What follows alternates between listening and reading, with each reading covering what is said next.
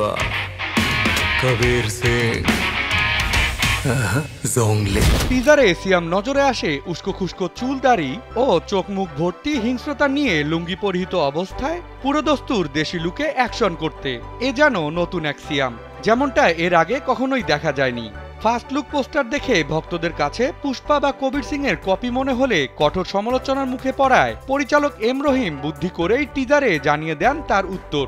টিজারে pop culture রেফারেন্সে এই নায়ককে বলতে শোনা যায়, পুষ্পা কবির সিং জংলি।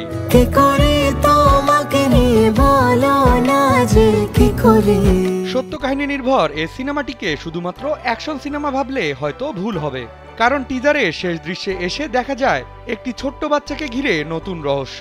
এতদিন জংলিতে সিয়ামের সঙ্গে বুবলি ও দিঘি ছিলেন আলোচনার কেন্দ্রবিন্দুতে, তবে এবার টিজারে নায়কের সঙ্গে থাকা শিশুটিকে দেখে আন্দাজ পাওয়া যাচ্ছে যে জংলির গল্পে মূল প্লটে রয়েছে অনন্য এক টুইস্ট। বাকিটা খোলাসা হবে সিনেমা হলের পর্দায়। মাছের মতন ঠোকর দিবি দেখুক পাড়া পড়শি।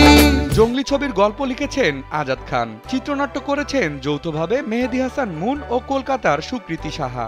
এতে বিভিন্ন চরিত্রে আরো অভিনয় করেছেন দিলারা জামান, শহীদুজ্জামান সেলিম, রাশেদ মামুন অপু, সোহেল খান, ইরফান মিদা শিবলু সহ আরো অনেকে। তারকাবহুল এ ছবিটি আগামী 25 এপ্রিল বাংলাদেশ ছাড়াও কানাডা, আমেরিকা যুক্তরাজ্য, আয়ারল্যান্ড, অস্ট্রেলিয়া ও নিউজিল্যান্ডে মুক্তির কথা রয়েছে।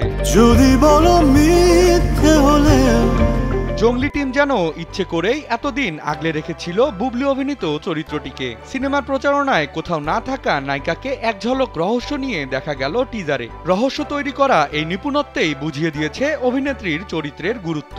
ইমোশন আর মাসালার মিক্সে নায়ক সিয়াম ভয়ঙ্কর মারমুখী ভাইবে বুঝিয়ে দিয়েছেন গল্পে জোর থাকলে বাজেটের দোহাই না দিয়েও দেশীয় নির্মাণে দারুণ কিছু করে দেখানো সম্ভব। বিনোদন ডেস্ক, কালবেলা।